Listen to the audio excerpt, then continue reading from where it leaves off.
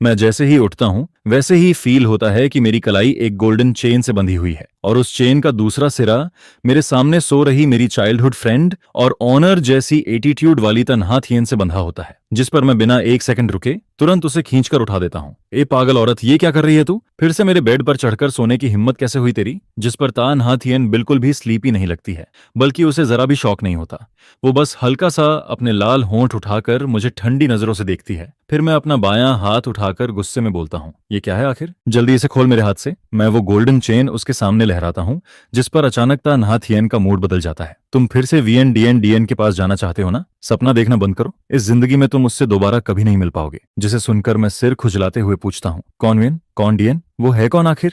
और मैं उसे ढूंढने क्यों जाऊंगा? इस बार तन्हा थियन खुद कुछ सेकंड के लिए फ्रीज हो जाती है, लेकिन अगले ही पल वो शायद मेरे पुराने ड्रामे याद कर लेती है, जिस पर वो चुप रहती है और मैं खुद आसपास का माहौल देखने लगता हूँ। एक बहुत बड़ा कमरा जहां हर चीज देखकर लगता है कि सब कुछ बेहद महंगा है। तभी तन्हा थियन ताना मारते हुए बोलती है, अब कौन सा नया ड्रामा शुरू करने वाले हो? फिर से फूलदान उठाकर मेरे सिर पर मारोगे या? लेकिन मैं उसकी बात पूरी तरह इग्नोर कर देता हूँ।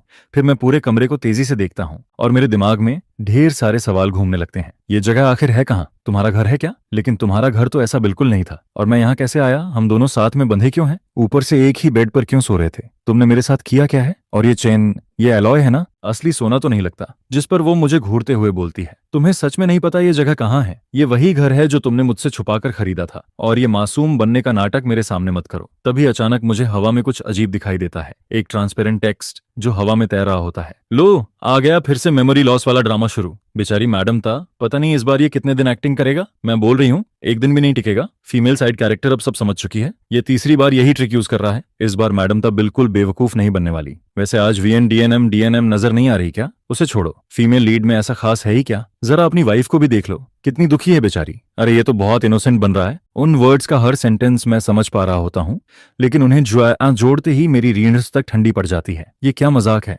मैं दूसरी दुनिया में आ गया हूँ क्या? फिर मैं सामने बैठी तन्हा थियन को देखता हूँ। ये फीमेल साइड कैरेक्टर है। ये तो मेरी बचपन वाली दुश्मन है, वही लड़की जो बचपन से मुझे आंखों में चुभती थी। जिस पर वो फिर पूछती है, तुम कह रहे हो कि तुम्हें वीएन डीएन याद नहीं? तो फिर तुम्हें क्या याद है? लेकिन मैं उसके सवाल का जवाब देने के बजाय उल्टा पूछ बैठता हूँ, क्या मेरी शादी हो चुकी है और तुम मेरी वाइफ हो? ये कैसे पॉसिबल है? जिस पर तन्हा थियन ठंडी आवाज में बोलती है, क्यों थान, अगर तुम डिवोर्स लेने का सोच रहे हो तो भूल जाओ। मैं तुम्हें और वीएन दीम दीम को कभी साथ नहीं होने दूंगी, चाहे मैं मर ही क्यों ना जाऊं। जिसे सुनकर मैं शॉक्ड होकर बोलता हूँ, मैं अभी 20 का भी नहीं हुआ हूँ, शादी कैसे कर सकता हूँ मैं? जरूर फेक डॉक्यूमेंट्स बनाए होंगे, ये शादी इल्लीगल है। जिस पर वो तुरंत पूछती है, तो अभी तुम्हारी उम्र कितनी है? 19 साल। ये सुनते ही तन्हा थियन पूरी तरह सन्न रह जाती है।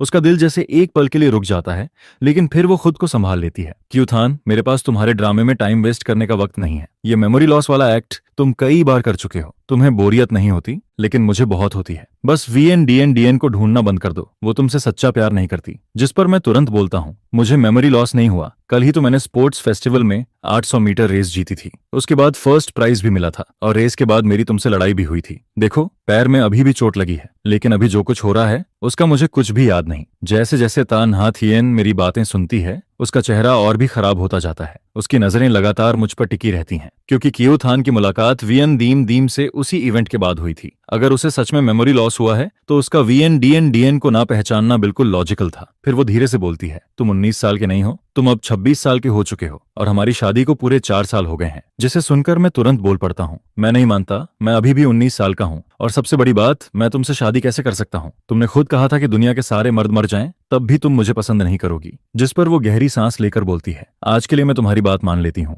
लेकिन अगर पता चला कि तुम फिर से झूठ बोल रहे हो तो अगली बार सिर्फ एक चेन से नहीं बांधूंगी। फिर मैं उस चेन को उत्सुकता से देखते हुए पूछता हूँ, नाथियन, ये चेन असली सोने की है या एलॉय? असली गोल्ड है, लेकिन 18 कैरेट, क्योंकि प्योर गोल्ड बहुत सॉफ्ट होता है। जिसे सुनकर मैं तुरंत बोलता हूँ, तो मतलब अलॉय ही हुआ ना? मैं तो बेवजह खुश हो गया था। मेरी बात सुनकर तन्हा थियन की आवाज थोड़ी नरम हो जाती है। तुम्हें जो चाहिए मुझसे बोल देना, मैं खरीद दूंगी। जिस पर मैं हैरानी से उसे देखता हूँ, तुम इतनी बदल गई? पहले तो पॉकेट मनी मांगना भी इम्पॉसिबल मिशन लगता था। तुम खुद बोलती थी कि तुम्हारे पैसे सिर्फ तुम्हारे हस्बैंड के लिए हैं। फिर वो धीरे से जवाब देती है, क्योंकि अब तुम ही मेरे हस्बैंड हो। जिसे सुनकर मैं और भी कंफ्यूज हो जाता हूँ। आखिर मैंने तुमसे शादी कैसे कर ली? पागल तुम हुई थी या मैं? फिर तन्हा थियन बेड के पास से मैरिज सर्टिफिकेट निकालकर मेरी तरफ फेंक देती है, जिस पर बड़ा सा ऑफिशियल स्टैंप लगा लगा होता है। मैं तारीख देखकर पूरी तरह शॉक हो जाता हूँ। 22 साल की उम्र में, मतलब ग्रेजुएशन के तुरंत बाद हमारी शादी हो गई थी। इसके बाद सुबह की धूप बड़े ग्लास विंडो से अंदर आती है। तान्हा थियन चुपचाप डाइनिंग टेबल पर बैठी होती है। उसकी नजरें मेरी तरफ हल्के से उठती हैं। तभी मेड हुआंग सम्मान से बोलती है, मैडम ब्रेकफास्ट तैयार है। मैं जैसे ही टेबल पर रखा शानदार खाना देखता हूँ, मेरी आंखें चमक उठती हैं, जिस पर तान्हा थियन चुपचाप मेरे हर रिएक्शन को नोटिस करती रहती है। फिर मैं खाना खाते खाते किचन की तरफ जोर से चिल्लाता हूँ, मैड हुआंग, आपकी कुकिंग स्किल तो कमाल की है। जिस पर मैड हुआंग किचन से मुस्कुराते हुए बाहर झांकती है। यंग मास्टर को पसंद आया, यही काफी है। पसंद है तो और खाइए, बहुत जबरदस्त है ये। मैं बोलते हुए एक और बन उठाकर मुंह में ठूंस लेता हूँ और फिर तान्हा थियन चुपचाप मुझे देखती रहती है, क्योंकि कियू थान के चेहरे पर ऐसी खुशी उसने शायद बहुत सालों बाद देखी थी। लेकिन उसके मन में अभी भी एक सवाल घूम रहा होता है, क्या ये सब सच है या फिर ये भी सिर्फ एक एक्टिंग है। बस एक पल में उसकी आंखों में उमड़ती हुई वो हल्की सी नरमी फिर से बर्फ जैसी ठंडी परत के नीचे दब जाती है। क्योंकि अगर कियू थान ये सब सिर्फ उसका भरोसा जीतने के लिए कर रहा है, ताकि बाद में फिर उसे छोड़कर वियन दीम दीम के पास चला जाए, तो इस बार वो बिल्कुल नहीं टूटेगी। जिस पर तान्हा थियन मन ही मन खुद से कहती है, मैं उसे एक मौका दूंगी, पहले इंतजार करूंगी, फिर ध्यान से सब ऑब्जर्व करूंगी। लेकिन ये सोच भी उसके दिल को किसी जहरीले सांप की तरह जकड़ने लगती है। फिर वो धीरे से अपना कॉफी कप नीचे रख देती है। अगर कियू थान फिर से मुझे धोखा देने की कोशिश करेगा, तो बेसमेंट में रखा वो गोल्डन केज अभी भी खाली है और मुझे उसे उसके अंदर बंद करने में जरा भी दिक्कत नहीं होगी। उधर मैं आराम से खाना खा रहा होता हूँ, तभी अचानक पूछ बैठता हूँ, नाहा थियन, मुझे याद क्यों नहीं कि तुम्हारा घर पहले इतना अमीर था। ये विला तो बहुत एक्सपेंसिव लग रहा है। क्या ये सब तुमने खुद कमाया है? और इन सालों में आखिर तुमने कितना पैसा कमाया? जिसे सुनकर तान्हा थियन कुछ पल के लिए चुप हो जाती है, क्योंकि पहले वाला कियू थान कभी उसके बिजनेस या उसकी प्रॉपर्टी में स्लाइटेस्ट इंटरेस्ट भी नहीं दिखाता था। उसके दिमाग में हमेशा सिर्फ वीएन डीएन डीएन रहती थी। वो सिर्फ उसी के बारे में सोचता, उसी की केयर करता और उसे खुश करने के लिए हर तरह की ट्रिक यूज करता था। फिर तान्हा थियन गहरी सांस लेकर जवाब देती है, इतना भी महंगा नहीं है, बस करीब 300 मिलियन युआन का है और मेरी टोटल प्रॉपर्टी शायद कुछ बिलियन युआन के आसपास होगी। 300 मिलियन सुनते ही मेरी आंखें पहले ही बड़ी हो चुकी होती हैं, लेकिन बिलियन सुनते ही ऐसा लगता है जैसे आंखें बाहर गिर जाएंगी। हे भगवान, मतलब तुम तो बहुत ज्यादा रिच हो। जिस पर मैं तुरंत चॉपस्टिक्स नीचे रख देता हूँ और बेहद सीरियस फेस बनाकर उसकी तरफ देखता हूँ। तुमने अभी कहा ना कि हम लीगली मैरिड हैं? जिस पर वो हल्का सा आईब्राउ उठाकर पूछती है, क्या तुम हस्बैंड वाइफ की जॉइंट प्रॉपर्टी के बारे में सोच रहे हो? मैं तुरंत एक्साइटेड होकर बोलता हूँ, मतलब तुम्हारी प्रॉपर्टी का आधा हिस्सा मेरा भी हुआ ना, तो मैं भी बिलियनियर बन गया। फिर अगले ही पल मैं मुस्कुराते हुए आगे झुकता हूँ, तो अभी सेलिब्रेट करें क्या? लेकिन यहाँ थोड़ा ऑकवर्ड नहीं होगा? क्यों ना बेडरूम में चलते हैं? आखिर मैं और तान्हा थियन हस्बैंड वाइफ हैं। थोड़ा इंटीमेसी हो भी जाए तो क्या फर्क पड़ता है? वैसे भी नुकसान तो मेरा कुछ होने वाला नहीं। मेरे चेहरे की वो चमकदार स्माइल देखकर तान्हा थियन फिर सोच में पड़ जाती है, क्योंकि मेरे चेहरे पर न कोई चालाकी थी, न कोई डार्क इंटेंशन। जिस पर वो मन ही मन सोचती है, क्या उसे सच में मेमोरी लॉस हुआ है? क्योंकि पहले चाहे कियू थान कितनी भी एक्टिंग कर ले, उसकी आंखों में उसके लिए नफरत साफ दिखाई देती थी। नहीं, मुझे अभी और ऑब्जर्व करना होगा। फिर वो अचानक बोलती है, हमारे बीच प्रेनअप एग्रीमेंट साइन हुआ था। जिसे सुनकर मैं कंफ्यूज होकर पूछता हूँ, प्रेनअप? हाँ, अगर डिवोर्स हुआ तो तुम खाली हाथ जाओगे। ये सुनते ही मेरे चेहरे की सारी खुशी ऐसे गायब हो जाती है जैसे हवा निकल गया बन। ये तो बहुत बड़ा शौक है। तुमने मुझसे इतनी सावधानी बरती थी? तान्हा थियन, मुझे उम्मीद नहीं थी कि तुम ऐसी इंसान निकलोगी। तुमने मेरा दिल तोड़ दिया। जिस पर वो सीधा जवाब देती है, ये आइडिया तुम्हारा था। शादी से पहले तुमने खुद इंसाइट किया था। मैंने खुद कहा था। मैं पूरी तरह स्टनर्ड होकर बोलता हूँ, उस वक्त क्या मैं पागल था? कौन अपनी मर्जी से पैसा छोड़ता है? जिस पर तान्हा थियन की आंखों में हल्की उदासी उतर आती है, क्योंकि उस समय वाला कियू थान उससे शादी करना ही नहीं चाहता था। वो सिर्फ वियन दीम दीम से हर्ट होकर टूट चुका था, इसलिए मजबूरी में इस शादी के लिए राजी हुआ था। और वो प्रेनअप एग्रीमेंट भी उसी ने इंसाइट करके साइन करवाया था। वो हमेशा यही याद दिलाता था कि दोनों सिर्फ नाम के हस्बैंड वाइफ हैं। फिर मैं दोबारा पूछता हूँ, आखिर हमारी शादी हुई कैसे? और ये वीएन डीएन डीएन आखिर किस फैमिली की लड़की है? जैसे ही मैं ये सवाल पूछता हूँ, वैसे ही वो फ्लोटिंग कमेंट्स फिर मेरी आंखों के सामने आ जाते हैं। कियू थान, तुम्हारी असली वाइफ तो वियन दीम दीम है। अरे छोड़ो भी, उसकी लीगल वाइफ तो साफ साफ तान्हा थियन है। ना थियन और कियू थान परफेक्ट कपल हैं। तुम लोग फीमेल विलन को लीड बनाना क्यों चाहते हो? चीटिंग करने वाली औरत हीरोइन बनने लायक नहीं होती। बस वेट करो, हीरो को सब याद आते ही वो हीरोइन के पास लौट जाएगा। तुम लोग ऑफिशियल सीपी को डिस्टर्ब करना बंद करो। इन कंफ्यूजिंग कमेंट्स को देखकर मैं धीरे धीरे अपनी हालत समझने लगता हूँ। शायद मैं इस कहानी का ऑब्सेस्ड मेल लीड हूँ। तान्हा थियन विलन साइड कैरेक्टर है और वीएन डीएनएम वो हीरोइन जिसने मुझे पूरी तरह पागल बना दिया। लेकिन मैं सोचने लगता हूँ, आखिर वो वीएन डीएम दिखती कैसी है जो मैं उसके लिए जान देने तक तैयार हो गया? उधर तान्हा थियन काफी देर तक चुप खड़ी रहती है, फिर आखिरकार धीरे से बोलती है, वीएन डीएन तुम्हारा फर्स्ट लव है। उसके लिए तुमने मुझे काउंटलेस बार धोखा दिया, झूठ बोला और हर तरह की चाल चली। जिसे सुनकर मैं अपना सिर पकड़ लेता हूँ। हे भगवान, मैंने आखिर वो स्टूपिड प्रिनअप क्यों साइन किया था? मैं कितना बड़ा बेवकूफ था। मुझे खुद को कोसते देखकर तान्हा थियन थोड़ा घबरा जाती है, क्योंकि सुबह उठते ही मेमोरी लॉस और अब खुद को गालियां देना, ये सब बहुत अबनॉर्मल लग रहा था। फिर वो चिंता से पूछती है, क्या मैं फैमिली डॉक्टर को बुलाऊं? जिस पर मैं तुरंत हाथ हिलाकर मना कर देता हूँ, नहीं नहीं, मैं बिल्कुल ठीक हूँ। लेकिन तान्हा थियन मेरी हर छोटी हरकत को ध्यान से नोटिस कर रही होती है। ये सब बहुत अजीब है। आज उसका हर एक्शन अलग क्यों लग रहा है? फिर उसके मन में शक और बढ़ने लगता है। क्या उसने सीक्रेटली फिर से VNDN से कांटेक्ट किया है? क्या उस औरत ने फिर उसके दिमाग में कुछ भर दिया? कहीं ये पूरा मेमोरी लॉस वाला ड्रामा कोई केयरफुली प्लान्ड स्कीम तो नहीं? लेकिन साथ ही उसे ऐसा भी लग रहा था जैसे समय पीछे लौट आया हो, जैसे वो पुराना कियो थान वापस आ गया हो, जो अभी वियन दीम दीम के प्यार में अंधा नहीं हुआ था, जिस पर उसकी आंखें धीरे धीरे और ठंडी होती जाती हैं और उसके दिल का शक किसी जंगली बेल की तरह बढ़ता ही जाता है। इसके बाद ब्रेकफास्ट खत्म होता है। तान्हा थियन कंपनी के काम की वजह से कोट पहनकर ऑफिस जाने लगती है। उधर मैं अभी भी मुंह में बंद दबाए बैठा होता हूँ। जैसे ही उसे बैग लेकर बाहर जाते देखता हूँ, वैसे ही जल्दी से उसके पीछे भागता हूँ। फिर मैं उसके पीछे पीछे चलते हुए पूछता हूँ, तुम कहाँ जा रही हो? जिस पर वो मुड़कर जवाब देती है, ऑफिस, काम पर जा रही हूँ। और मैं सिर खुजलाते हुए ऑकवर्ड स्माइल देता हूँ। ओह हाँ, मैं तो भूल ही गया था। जिस पर मैं तुरंत पूछ बैठता हूँ, तो फिर मेरा क्या? मैं किस कंपनी में काम करता हूँ? लेकिन तान्हा थियन बिना एक्सप्रेशन बदले सीधा जवाब देती है, तुम्हें घर से बाहर जाने की परमिशन नहीं है। जिसे सुनकर मैं हैरानी से उसकी तरफ देखता हूँ। क्या? लेकिन क्यों? फिर वो ठंडी नजरों से मुझे घूरते हुए बोलती है, क्योंकि मुझे अभी भी लगता है कि तुम कोई नया ड्रामा कर रहे हो। मेरे सामने तुम्हारी क्रेडिबिलिटी बहुत पहले खत्म हो चुकी है। जिस पर मैं तुरंत सफाई देने लगता हूँ, लेकिन मैं सच बोल रहा हूँ। मुझे पिछले 6 सालों की कोई याद नहीं है, यहाँ तक कि उस VNDNM नाम की लड़की का चेहरा तक याद नहीं। इस हालत में मैं आखिर कर ही क्या सकता हूँ? फिर तान्हा थियन धीमी लेकिन सख्त आवाज में बोलती है, अगर सच में सब भूल चुके हो तो चुपचाप घर में रहो। बाहर जाने की बिल्कुल कोशिश मत करना, और भागने का तो सोचना भी मत। पूरे घर में सिक्योरिटी गार्ड्स लगे हुए हैं। उसकी आंखों में अभी भी पूरा शक भरा होता है। फिर वो अचानक हाथ आगे बढ़ाकर बोलती है,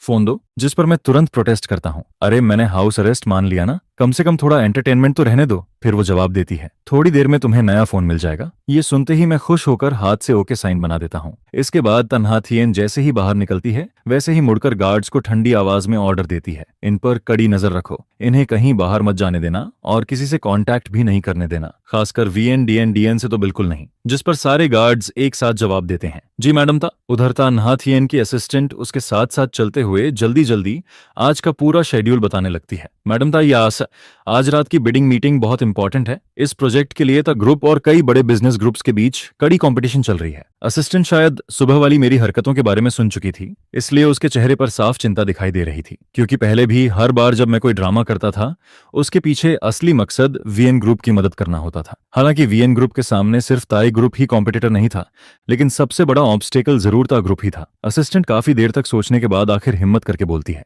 मैडम ता, अगर सर फिर से एक्टिंग कर रहे हो तो? जिस पर तान्हा थियन बिना कुछ बोले उसकी तरफ देखती रहती है और असिस्टेंट जल्दी से आगे बोल पड़ती है, अगर वो जानबूझकर मेमोरी लॉस का नाटक कर रहे हो ताकि आप केयरलेस हो जाएं और फिर टुनाइट की बिडिंग में VN ग्रुप को फायदा पहुंचा दें। फिर वो और भी सीरियस होकर बोलती है, सर पहले भी कई बार तक ग्रुप के इंपॉर्टेंट डील्स खराब कर चुके हैं, लेकिन आपने हमेशा उन्हें माफ किया। चाहे कंपनी को कितना भी लॉस हुआ हो, चाहे शेयर होल्डर्स कितनी भी क्रिटिसिज्म करें, आपने डिवोर्स लेने से हमेशा मना कर दिया। जिस पर फ्लोटिंग कमेंट्स फिर हवा में तैरने लगते हैं। ये हीरो सच में अंधा है क्या? इतनी परफेक्ट रिच वाइफ छोड़कर उस ग्रीन टी बिच के पीछे पड़ा है। सच में मैं होती तो ऐसे आदमी को कब का बाहर फेंक देती। मैडम तो जैसी ब्यूटीफुल और सक्सेसफुल वाइफ होने के बाद भी उस चीटिंग वाली हीरोइन के पीछे भाग रहा है। मुझे तो देखते ही गुस्सा आने लगता है, लेकिन तान्हा थियन बिल्कुल काम रहती है। फिर वो असिस्टेंट से कहती है, अगर वैसा कुछ भी हुआ जैसा तुम सोच रही हो तो तुरंत बैकअप प्लान शुरू कर देना, चाहे कुछ भी हो जाए। इस बार प्रोजेक्ट हमारे हाथ से नहीं निकलना चाहिए। जिस पर असिस्टेंट तुरंत सिर झुकाकर जवाब देती है, जी मैडम ता। उधर मैं घर में आराम से पड़ा होता हूँ। खाना खाकर पूरा पेट भर चुका था, इसलिए सीधे बेड पर फैल जाता हूँ। और सच कहूं तो ये बेड बहुत ज्यादा लग्जूरियस था। सिल्क की बेडशीट इतनी स्मूथ थी कि हाथ फिसल जाए। मैट्रेस इतना सॉफ्ट था कि लगता था बादलों पर लेटा हूं। ऊपर से स्मार्ट बेड भी था जो खुद पोजीशन एडजस्ट कर रहा था, जिस पर मैं आराम से करवट बदलते हुए सोचता हूँ, ऐसे बेड पर तो जिंदगी भर पड़ा रह सकता हूँ, बाहर जाने की जरूरत ही क्या है। फिर मैं पुरानी बातें याद करने लगता हूँ। पहले क्यू फैमिली और द फैमिली बस अच्छी खासी रिच फैमिलीज थी, महंगी चीजें खरीद सकते थे, लेकिन इतना जायंट विला खरीदना इम्पॉसिबल था। जिस पर मैं और कंफ्यूज्ड हो जाता हूँ, आखिर तान्हा थियन इतनी अमीर बनी कैसे। फिर मेरी नजर उन फ्लोटिंग कमेंट्स पर जाती है जो अभी भी हवा में तैर रहे थे, लेकिन उनमें ज्यादातर रैंडम बकवास ही होती है, कोई यूजफुल इन्फॉर्मेशन नहीं मिलती। जिस पर मैं बोर्ड होकर उन्हें इग्नोर कर देता हूँ और नया फोन लेकर इंटरनेट स्क्रॉल करने लगता हूँ। लेकिन थोड़ी देर बाद अचानक एक मैसेज पॉपअप होता है, क्यूथन, टुनाइट वाला प्रोजेक्ट मेरी कंपनी के लिए बहुत इंपॉर्टेंट है, तुम्हें मैंने किसी भी तरह तन्हा थियन को रोकना होगा। जैसे ही तग्रुप बाहर हो जाएगा हम शादी कर लेंगे। ये मैसेज पढ़कर मैं अभी सिर खुजला ही रहा होता हूँ कि तभी फ्लोटिंग कमेंट्स फिर सामने आ जाते हैं। वाह, हीरोइन अभी भी शेमलेस होकर हीरो को मैनिपुलेट कर रही है। 100% हीरो फिर से उसकी बात मान जाएगा। अरे नहीं, अभी हीरो को मेमोरी लॉस हुआ है ना, शायद अब उसे वो ग्रीन टी वुमन याद भी ना हो। रुको, मेमोरी लॉस अभी कंफर्म नहीं हुआ है, कहीं ये फिर से ट्रिक ना हो। टुनाइट वाला प्रोजेक्ट बहुत डेंजरस है, जो जीतेगा वो मार्केट में बहुत आगे निकल जाएगा। प्लीज हीरो, इस बार स्टूपिडिटी मत करना। इन कमेंट्स को देखकर आखिर मुझे पूरी बात समझ आने लगती है। तो ये मैसेज भेजने वाली वही ग्रीन टी हीरोइन VN है, जिस पर मैं तुरंत डिस्गास्टेड फेस बनाकर करवट बदल लेता हूं और फोन साइड में रख देता हूं। करीब 10 मिनट गुजर जाते हैं, लेकिन मैं रिप्लाई नहीं करता। उधर VN को कुछ गड़बड़ लगने लगता है। फिर वो लगातार स्वीट मैसेजेस भेजकर मुझे ल्योर करने की कोशिश करने लगती है, लेकिन मैं इतना इरिटेट हो जाता हूं कि सीधा उसका नंबर ब्लैकलिस्ट में डाल देता हूं, जिस पर VN पूरी तरह शॉक्ड रह जाती है। क्या उसने मुझे ब्लॉक कर दिया? फिर वो बेचैन होकर सोचने लगती है, क्या मैंने हाल में उसे इग्नोर ज्यादा कर दिया? इसके बाद वो तुरंत दूसरा अकाउंट यूज करके फिर से मैसेजेस भेजने लगती है, और इस बार उसके सारे मैसेजेस में वही फेक स्वीटनेस और ग्रीन टी वाली स्मेल भरी हुई होती है। लगभग सारी बातें यही थीं कि वो खुद को इनोसेंट साबित करना चाहती थी। उसके और बाकी मर्दों के बीच जो भी रिलेशनशिप थे वो सब सिर्फ बिजनेस पार्टनरशिप थी। उसके दिल में अगर कोई था तो सिर्फ मैं। वो इतना पैसा भी सिर्फ इसलिए कमा रही थी ताकि मुझसे शादी कर सके। यहाँ तक कि आज रात वाले प्रोजेक्ट को छीनने की उसकी प्लानिंग भी सिर्फ हमारे फ्यूचर के लिए थी, जिस पर मैं तुरंत उसे रिप्लाई करता हूँ, पहले 5 मिलियन ट्रांसफर करो, फिर देखेंगे तुम्हारी फीलिंग्स कितनी रियल हैं। बस इतना सुनते ही VN तुरंत अपना रंग बदल देती है। तुम बदल गए हो क्यूथान, पहले तुम इतने प्रैक्टिकल इंसान नहीं थे। तुम बहुत प्योर, इनोसेंट और काइंड हुआ करते थे, बिल्कुल साफ क्रिस्टल जैसे। जरूर तुम तन्हा थियन के साथ ज्यादा वक्त बिताने लगे हो, उसी ने तुम्हें खराब किया है। तुम्हें उससे दूर रहना चाहिए। मैं इतनी मेहनत सिर्फ हमारे फ्यूचर के लिए कर रही हूँ, फिर भी तुम मेरी मदद क्यों नहीं कर रहे? जिसे सुनकर मैं माथा सिकोड़कर गहरी सोच में पड़ जाता हूँ। क्या मैं सच में इतना बड़ा बेवकूफ था जो ऐसी औरत को पसंद करता था? फिर मैं खुद से ही बड़बड़ाने लगता हूँ, मैं आखिर दूसरी दुनिया में आया हूँ या सच में मेमोरी लॉस हुआ है? लेकिन चाहे जो भी हो, मैं इतना गिरा हुआ टेस्ट तो नहीं रख सकता। इसके बाद मेरा उससे बहस करने का भी मन नहीं करता। मैं सीधा उसका दूसरा नंबर भी ब्लैकलिस्ट में डाल देता हूँ और फिर आराम से फोन लेकर अपनी पुरानी फोटोज देखने लगता हूँ। उधर VN को पूरा भरोसा होता है कि उसने सारे ट्रेसेस मिटा दिए हैं, लेकिन तभी अचानक मैड वॉन्ग घबराई हुई तन्हा थियन को कॉल करती है। तन्हा थियन अभी हेलो तक नहीं बोल पाती, उससे पहले ही उधर से पैनिक भरी आवाज आती है, मैडम, यंग मास्टर लगातार उल्टियां कर रहे हैं, वो पेट पकड़कर दर्द से तड़प रहे हैं, अभी तो जमीन पर लौट रहे हैं। ये सुनते ही तन्हा थियन का चेहरा इंस्टेंटली बदल जाता है। फैमिली डॉक्टर कहाँ है? मैड वॉन्ग तुरंत जवाब देती है, मैंने डॉक्टर को कॉल कर दिया है, वो रास्ते में है। यंग मास्टर एम्बुलेंस बुलाना चाहते थे, लेकिन गार्ड्स ने मना कर दिया। उन्होंने कहा आपकी परमिशन चाहिए। जिसे सुनते ही तन्हा थियन गुस्से में ऑलमोस्ट चिल्ला पड़ती है, उन इडियट्स से कहो अभी तुरंत एम्बुलेंस बुलाएं, अगर क्यू थान को कुछ हुआ तो सबको निकाल दूंगी। ये सुनते ही गार्ड्स 1 सेकंड भी वेस्ट नहीं करते और तुरंत इमरजेंसी नंबर डायल कर देते हैं। उधर तन्हा थियन तुरंत ड्राइवर को कार मोड़ने का ऑर्डर देती है, जिस पर उसकी असिस्टेंट जल्दी से बोलती है, मैडम ता बिडिंग कॉन्फ्रेंस शुरू होने वाली है। लेकिन तन्हा थियन बिना हिचक जवाब देती है, मैं समझती हूँ तुम क्या कहना चाहती हो, लेकिन मेरे लिए क्यू थान हमेशा सबसे ऊपर रहेगा। चाहे उसने मुझे कितनी बार धोखा दिया हो, अगली बार भी मैं उसी पर भरोसा करूंगी। वो मुझे 100 बार हर्ट कर सकता है, लेकिन मैं उसे एक बार भी अकेला नहीं छोड़ सकती। फिर वो धीरे लेकिन भारी आवाज में बोलती है, मुझे इतनी मुश्किल से वो मिला है, मैं उसे खो नहीं सकती। जिसे सुनकर उसकी असिस्टेंट चू चू कुछ कहना चाहती है, लेकिन आखिर में चुप रह जाती है। इसके बाद वो black luxury car wedding hall की तरफ जाने के बजाय सीधे ता फैमिली विला की तरफ तेज रफ्तार से दौड़ पड़ती है। कार के अंदर तन्हा थियन गहरी सांस लेकर खुद से बड़बड़ाती है, मैंने ये पॉसिबिलिटी पहले भी सोची थी, हो सकता है ये फिर कोई केयरफुली प्लान्ड एक्सीडेंट हो। टाइमिंग भी सस्पिशियस है, शायद वो मुझे बिडिंग में जाने से रोकना चाहता है। फिर वो अपनी मुट्ठियां भींच लेती है, लेकिन मैं रिस्क नहीं ले सकती, मैं उसे गैम्बल की तरह यूज नहीं कर सकती। चाहे वोल्फ इज कमिंग वाली कहानी 100 बार दोहराई जाए, 101वीं बार भी मैं उसी की तरफ भागूंगी। तभी उसका फोन वाइब्रेट करता है, मेड वांग का मैसेज आया होता है, एम्बुलेंस आ गई है, यंग मास्टर को हॉस्पिटल ले जाया जा रहा है। जिस पर असिस्टेंट चू चू तेजी से लैपटॉप पर बिडिंग पोस्टपोन करने की फॉर्मेलिटीज हैंडल करने लगती है। उधर तन्हा थियन लगातार खिड़की के बाहर देखती रहती है। कुछ देर बाद कार हॉस्पिटल के इमरजेंसी डिपार्टमेंट के सामने रुकती है, जिस पर तन्हा थियन ऑलमोस्ट भागते हुए बाहर निकलती है। इमरजेंसी रूम के बाहर मेड वांग और गार्ड्स बेचैनी से खड़े होते हैं।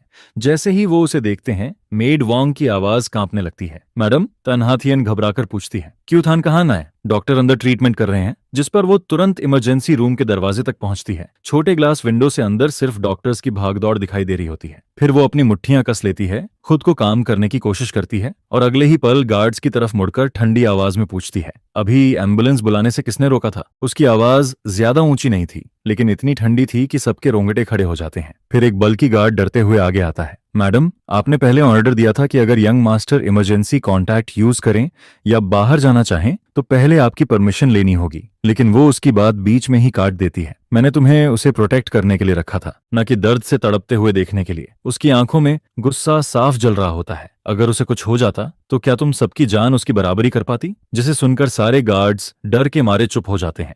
कोई एक शब्द तक नहीं बोल पाता। तभी इमरजेंसी रूम का दरवाजा खुलता है और एक डॉक्टर बाहर आता है, जिस पर तन्हा थियन तुरंत उसके पास पहुंचकर पूछती है, डॉक्टर, मेरे हस्बैंड कैसे हैं? डॉक्टर तुरंत जवाब देता है, पेशेंट को एक्यूट गैस्ट्रोएंटेराइटिस हुआ है। उनका शरीर पहले से काफी कमजोर है। शायद वो नॉर्मली ठीक से खाना नहीं खाते, लेकिन आज अचानक बहुत ज्यादा फूड खा लिया, जिससे स्टमक ओवरलोड हो गया। खाना डाइजेस्ट नहीं हुआ और सीवियर क्रैम्प्स के साथ वॉमिटिंग शुरू हो गई। हमने मेडिसिन दे दी है, अभी हालत स्टेबल है और वो ड्रीप पर है। ज्यादा चिंता की बात नहीं है। ये सुनते ही तन्हा थियन का दिल जैसे जोर से धड़क उठता है। उसके पूरे शरीर की ताकत अचानक निकल जाती है, लेकिन साथ ही उसके अंदर अजीब सी राहत फैल जाती है। फिर वो लंबी सांस छोड़ते हुए धीरे से बोलती है, थैंक यू डॉक्टर, क्या मैं अब उनसे मिल सकती हूँ? जिस पर डॉक्टर सिर हिलाता है, मिल सकती हैं, लेकिन पेशेंट को रेस्ट चाहिए, इसलिए धीरे बात कीजिएगा। तन्हा थियन हल्के से सिर हिलाती है, फिर धीरे से रूम का दरवाजा खोलकर अंदर जाती है और अंदर हॉस्पिटल बेड पर मैं आंखें बंद किए पड़ा होता हूँ। मेरा चेहरा पूरी तरह पीला पड़ चुका था, जैसे शरीर से सारा खून ही निकल गया हो। मेरे हाथ की पीठ पर अभी भी ड्रिप की नीडल लगी होती है। पारदर्शी लिक्विड की बूंदें धीरे धीरे एक एक करके नीचे गिर रही होती हैं। तभी पास आती हुई कदमों की आवाज सुनकर मैं हल्का सा पलकें झपकाता हूँ, जिस पर मैं धीरे धीरे आंखें खोलता हूँ और सामने उसे देखता हूँ। वो तन्हा थियन होती है। उसी पल मेरी आंखों में एक बेहद कॉम्प्लिकेटेड इमोशन चमकता है, जैसे मैं हैरान भी हूँ और साथ ही कुछ सोच भी रहा हूँ। लेकिन अगले ही पल मैं फिर से वही कमजोर और बेबस वाला एक्सप्रेशन ओढ़ लेता हूँ। क्या टोंग की कोई बहुत इंपॉर्टेंट मीटिंग नहीं चल रही थी? मेरी आवाज भारी और बैठी हुई सुनाई देती है, जिस पर तन्हा थियन की आंखों में एक अजीब सी चमक उभरती है। फिर वो ठंडी आवाज में पूछती है, तुम्हें ये बात कैसे पता? जिस पर दानमाकू तैरने लगते हैं। ओहो, फीमेल लीड को शक होना शुरू हो गया है। मेल लीड तो जानबूझकर एक्टिंग कर रहा है ताकि उसे बिडिंग कॉन्फ्रेंस से रोका जा सके। चिंता मत करो, फीमेल लीड इतनी आसान नहीं है। चाहे वो ना भी जाए, उसके एम्प्लॉयज भी कोई मामूली लोग नहीं है। देखो देखो, मेल लीड बस छींक मारकर आंखों में आंसू लाता है और फीमेल लीड तुरंत भागती हुई चली आती है। सपोर्ट करो फीमेल लीड को, मेल लीड को सीधा कैद कर लेना चाहिए। वाह, इम्प्रिजनमेंट आर्क आने वाला है क्या? असल में मैं तो सब सच तन्हा थियन को बताने का सोच रहा होता हूँ, क्योंकि मेरी मौजूदा यादों में वही इंसान होती है जिसके साथ मैं सबसे ज्यादा फेमिलियर फील करता हूँ। आज मेरे फोन पर एक अजीब मैसेज आया था। उसमें लिखा था कि मुझे हर हाल में तुम्हें रोकना है, तुम्हें उस इंपॉर्टेंट कॉन्फ्रेंस में जाने नहीं देना है। तन्हा थियन, तुम्हें मुझ पर भरोसा करना होगा। मुझे सच में मेमोरी लॉस हुआ है। चाहे पहले हमारे बीच कितने भी झगड़े हुए हों, लेकिन मैं कभी भी किसी आउटसाइडर के साथ मिलकर अपनी वाइफ के खिलाफ नहीं जाता। और अब तो मुझे ये भी याद नहीं कि मैसेज भेजने वाला कौन था। फिर भी अगर मैं उसे जानता भी होता, तब भी मैं इतना गिरा हुआ इंसान नहीं हूं कि तुम्हारा करियर बर्बाद करने लगूं। जिस पर तन्हा थियन शायद मेरी बातों से थोड़ी पिघल जाती है। उसकी आंखें धीरे धीरे नरम पड़ने लगती हैं। फिर वो हाथ बढ़ाकर मेरा फोन लेने की कोशिश करती है ताकि खुद चेक कर सके। अगर पहले वाला मैं होता तो शायद घबराकर फोन छिपा लेता, लेकिन इस बार मैं बिल्कुल काम रहता हूँ। मैं फोन अनलॉक करके सीधे उसके हाथ में दे देता हूँ, जिसके बाद उसकी नजर तुरंत VNDN के ढेर सारे मैसेजेस पर पड़ती है। साथ में बेहिसाब चीजी और फ्लर्ट भरे वर्ड्स भी दिखाई देते हैं। यह देखकर तन्हा थियन की आंखें तुरंत अंधेरी पड़ जाती हैं। लेकिन जब वो सारे मैसेजेस पूरा पढ़ती है, तब उसे पता चलता है कि जैसा मैंने कहा था, मैंने सच में कभी उस लड़की की मदद करने का प्रॉमिस नहीं किया था। तुम्हारा हॉस्पिटल में एडमिट होना बस एक एक्सीडेंट था। क्या तुम्हें नहीं लगता कि 26 साल वाला तुम बहुत कमजोर और दुबला पतला है? इसलिए मैं बस थोड़ा ज्यादा खाना खाकर बॉडी बनाना चाहता था। किसे पता था कि मेरा स्टमक इतना कमजोर निकलेगा। काफी लंबे समय बाद तन्हा थियन मुझे फिर से ऐसे उससे चिपककर बातें करते हुए देखती है।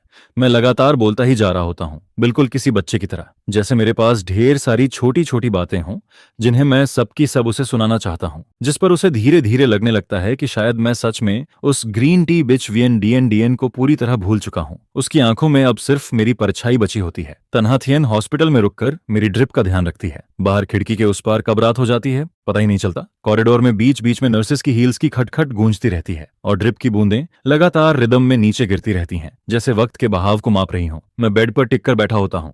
चेहरा अभी भी थोड़ा पीला और कमजोर दिखता है, लेकिन मेरी आंखें असामान्य रूप से चमक रही होती हैं, जैसे मैं धुंध के पीछे छिपी अपनी खोई हुई मेमोरीज को डेस्परेटली वापस पकड़ना चाहता हूं। मैं लगातार सवाल पूछता रहता हूं। सारे सवाल उन 6 सालों से जुड़े होते हैं जिन्हें मैं पूरी तरह भूल चुका हूं। शुरुआत में तन्हा थियन बस छोटे छोटे जवाब देती है। कई बार तो वो जानबूझकर टॉपिक बदलने की कोशिश भी करती है, क्योंकि उसके लिए वो 6 साल किसी नाइटमेयर से कम नहीं थे। वो साल जब उसे बार बार अपने शब्द निगलने पड़े, वो साल जब उसे मजबूरी में मुझे दूसरी लड़की के पीछे भागते देखना पड़ा। जेलसी, ग्रीवेंस और हेल्पलेसनेस का वो एहसास उसकी हड्डियों तक में धंसा हुआ था। उन 6 सालों में हमारे बीच सिर्फ डार्कनेस और सफोकेशन बची हुई थी, इसलिए वो पुरानी बातों को बिल्कुल याद नहीं करना चाहती थी। लेकिन हर बार जब वो चुप होने की कोशिश करती, उसकी नजर मेरी आंखों से टकरा जाती। मेरी आंखों में अब अतीत के लिए कोई ऑब्सेशन या रिग्रेट नहीं बचा होता। वहां सिर्फ प्योर क्यूरियोसिटी दिखाई देती है, बिल्कुल शांत ऑटम स्ट्रीम की तरह साफ और ट्रांसपेरेंट, जिस पर तन्हा थियन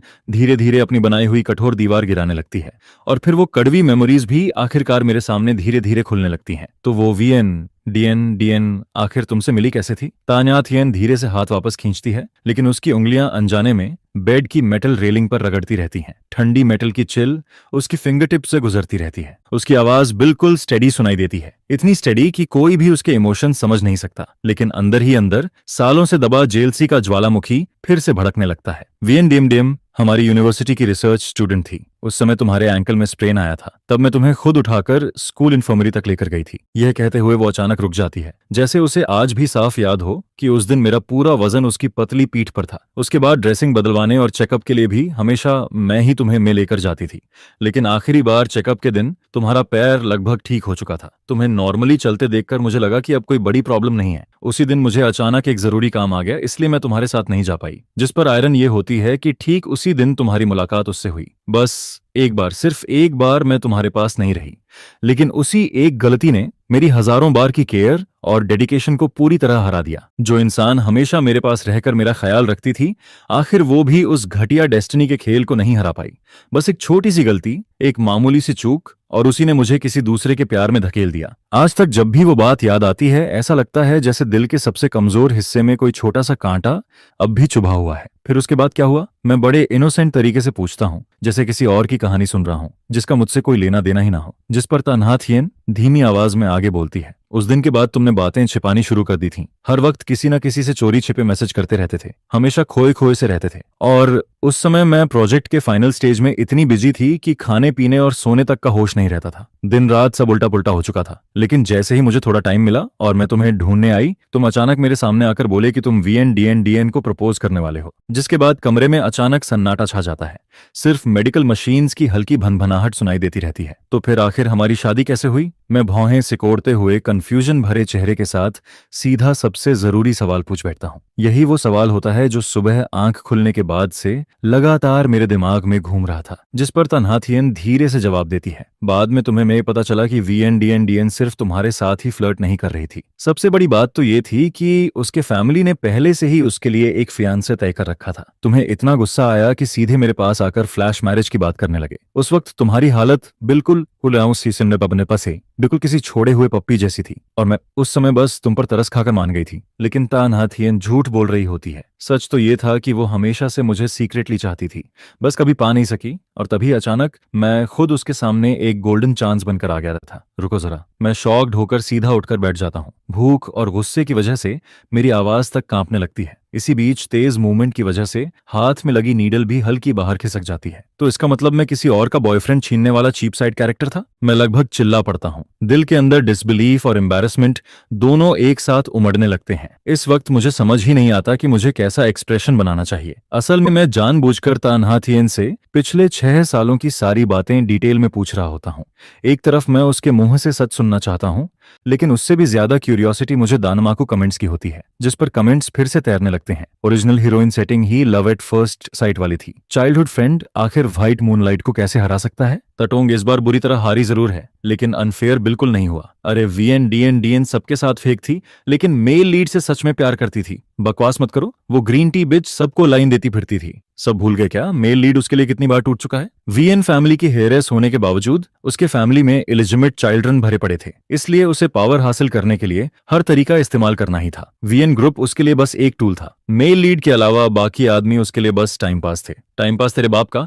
अगर इतना ही प्यार था तो फियांसे से एंगेजमेंट क्यों नहीं तोड़ी? और जब मेल लीड को इंटरनेट पर मिस्ट्रेस कहकर गालियां दी जा रही थीं, तब वो ग्रीन टी बिच गायब हो गई थी। यही है उसका प्यार। डेनमार्को में फिर से लड़ाई शुरू हो जाती है और मैं तान्हा थियन की बातें सुनते सुनते धीरे धीरे पूरे 6 सालों की सच्चाई जोड़ने लगता हूँ। सारे पीसेस मिलकर मेरे दिमाग में एक कंप्लीट पिक्चर बनाना शुरू कर देते हैं। आखिरकार ये पूरा रिडिकुलस और टॉक्सिक ड्रामा शुरू ही वीएनडीएम की एम्बिशन की वजह से हुआ था। वो फैमिली की सबसे ऊंची पोजीशन हासिल करना चाहती थी, लेकिन साथ ही मुझे भी छोड़ना नहीं चाहती थी। इसलिए उसने दो नाव में पैर रखा। एक तरफ प्यार का नाटक करके मुझे अपने पास बांधे रखा और दूसरी तरफ फियांस के साथ एंगेजमेंट भी कायम रखी, ताकि दोनों तरफ से फायदा मिलता रहे। लेकिन जब सच बाहर आया तब पूरा ब्लेम मेरे सिर पर आ गिरा। और वो लड़की जो हर वक्त कस्में खाती थी कि वो मुझसे बेहद प्यार करती है, उसने एक बार भी मेरे लिए खड़े होने की हिम्मत नहीं दिखाई। धत्त तेरे की, मैं सिर पकड़कर बैठ जाता हूँ। ये तो पूरा क्लीशे डॉग ब्लड नॉवेल वाला प्लॉट निकला। मैं कितना भी सोचूं, मुझे यकीन ही नहीं होता कि मेरा पुराना वर्जन इतना बेवकूफ हो सकता था। मैं इतना स्मार्ट इंसान होकर भी किसी के पीछे ऐसे कैसे घूम सकता हूँ? आखिरकार ड्रिप की आखिरी बूंद भी खत्म हो जाती है। फिनाली, अब मैं इस दवाई की बदबू वाले हॉस्पिटल से निकल सकता हूँ। जैसे ही मैं बाहर निकलता हूँ, मेरी नजर सामने खड़ी शाइनी लग्जरी कार पर जाकर अटक जाती है। मेरी आंखें तुरंत चमक उठती हैं। वाह भाई, ये कार तो एकदम बीस्ट लग रही है। मैं खुद को रोक नहीं पाता और उंगलियां धीरे धीरे कार की बॉडी पर फेरने लगता हूँ। पूरे 280,000 युआन की है ये। फिर मैं अचानक पीछे मुड़कर अफसोस भरे टोन में बोल पड़ता हूँ, कसम से